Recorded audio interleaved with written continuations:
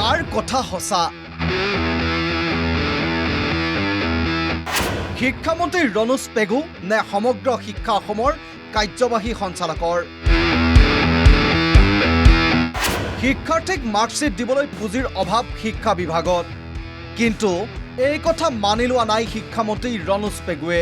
ৰণোজ পেগুৰ মতে ধনৰ অভাৱত প্ৰগ্ৰেছ ৰিপৰ্ট নিদিয়াটো শুদ্ধ নহয়, নিৰ্দিষ্ট সময়ত দিয়া হ'ব মাৰ্কশ্বিট। একাংশ সংবাদ মাধ্যমত যে চৰকাৰৰ পইচাৰ অভাৱৰ কাৰণে প্ৰগ্ৰেছ ৰিপৰ্ট কাৰ্ড দিয়া হোৱা নাই। মূল কথাটো পইচাৰ অভাৱটো নহয়, চৰকাৰৰ বা সমগ্ৰ শিক্ষাৰ এইটো পইচাৰ নাটনি হোৱা নাই। আমি যিকোনো এটা বিত্তীয় বৰ্ষত আমি যিসমূহ বস্তু প্ৰকিউৰমেণ্ট কৰোঁ, আমি প্ৰকিউৰমেণ্ট আইন ৰণোজ পেগুৰ মন্তব্যৰ বিপৰীতে এই পত্ৰখনলৈ মন কৰক। সমগ্ৰ শিক্ষা অসমৰ কাৰ্যবাহী সঞ্চালক সঞ্জয় দত্তই প্ৰতিখন জিলাৰ শিক্ষা বিষয়ালৈ দিয়া পত্ৰখনতে উন্মোচন হৈছে পুঁজিৰ অভাৱৰ কথা।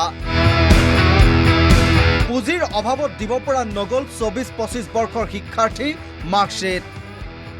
24-25 বৰ্ষত মাৰ্কশ্বিটৰ পৰা বঞ্চিত হ'ল ৰাজ্যৰ লাখ লাখ শিক্ষাৰ্থী। ইফালে 2026 চনৰ এপ্ৰিল মাহৰ পৰা আৰম্ভ হ'ব নতুন শিক্ষাবৰ্ষ। ইতিমধ্যে কাৰ্যবাহী সঞ্চালকগৰাকীৰ পত্ৰত আৰু এটা কথা স্পষ্ট হৈছে, শিক্ষা বিভাগে 25 আৰু 26 বৰ্ষতহে মাৰ্কশ্বিট দিবলৈ সক্ষম হ'ব। যি সময়ত ৰাজ্যৰ হিতাধিকাৰী আঁচনিৰ নামত কোটি কোটি টকা চৰকাৰে ব্যয় কৰি আহিছে, সেই সময়ত শিক্ষাৰ্থীক প্ৰগ্ৰেছ ৰিপৰ্ট দিব নোৱাৰাটো অতি দুৰ্ভাগ্য। তাৰ পাছতো আকুৰগোজ শিক্ষামন্ত্ৰী। শুনক কি কৈছে শিক্ষামন্ত্ৰীয়ে। যে আমাৰ মাজত এটা বাতৰি ওলাইছিল একাংশ সংবাদ মাধ্যমত যে চৰকাৰৰ পইচাৰ অভাৱৰ কাৰণে প্ৰগ্ৰেছ ৰিপৰ্ট কাৰ্ড দিয়া হোৱা নাই। মূল কথাটো পইচাৰ অভাৱটো নহয়, চৰকাৰৰ বা সমগ্ৰ শিক্ষাৰ এইটো পইচাৰ নাটনি হোৱা নাই। আমি যিকোনো এটা বিত্তীয় বৰ্ষত আমি যিসমূহ বস্তু প্ৰকিউৰমেণ্ট কৰোঁ, আমি প্ৰকিউৰমেণ্ট আইনমতে কৰিব লাগে। আৰু সমগ্ৰ শিক্ষাই যিটো গভৰ্ণমেণ্ট মাৰ্কেটিং জেম পৰ্টেলৰ জৰিয়তে আমি প্ৰকিউৰমেণ্টবিলাক কৰি আছোঁ।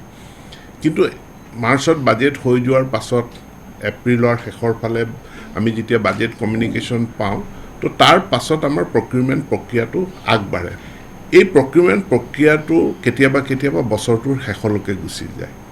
অৰ্থাৎ যদিও আমি মে' জুনতেই যিটো প্ৰকিউৰমেণ্ট কৰিব লাগিছিলে, কিন্তু সেইটো আমাৰ ডিচেম্বৰ জানুৱাৰীলৈকে গুচি যায় আৰু তেতিয়ালৈকে শিক্ষাবৰ্ষটো শেষ হৈ যায়।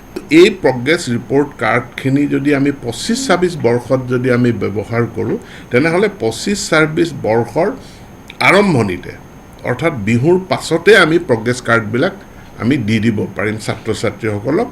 মানে এটা চলিত বছৰৰ পুঁজিৰে চলিত শৈক্ষিক বছৰটোতে সামগ্ৰী দিয়া, এইটোত যি বিলম্ব হয় সেই বিলম্বটো নাইকিয়া কৰাৰ কাৰণে এই ব্যৱস্থাটো কৰা হৈছে। শিক্ষাৰ্থীক মাৰ্কশ্বিট দিব নোৱাৰা বিজেপি চৰকাৰৰ বিৰুদ্ধে জাঙু খাই উঠিছিল বিৰোধী। মাৰ্চ মাহতে ৰাজ্যৰ লাখ লাখ শিক্ষাৰ্থীয়ে বছৰেকীয়া পৰীক্ষাত উত্তীৰ্ণ হোৱাৰ পাছতো লাভ কৰা নাই প্ৰগ্ৰেছ ৰিপৰ্ট। কেৱল পঞ্চম আৰু অষ্টম শ্ৰেণীৰ শিক্ষাৰ্থীকে আন বিদ্যালয়লৈ গ'লে দিব পাৰিব মাৰ্কশ্বিট, এই কথাও স্পষ্ট হৈছিল সমগ্ৰ শিক্ষা অসমৰ এই বিশেষ পত্ৰত। মুঠৰ ওপৰত বিভাগীয় বিষয়া আৰু শিক্ষামন্ত্ৰীৰ মাজত যে কিছু দূৰত্ব আছে, সেই কথা এই পত্ৰখনেই স্পষ্ট কৰিছে। News desk report, the news plus. যিকোনো খবৰৰ বাবে যোগাযোগ কৰক 7099017330 লগতে 7099017110 নম্বৰত।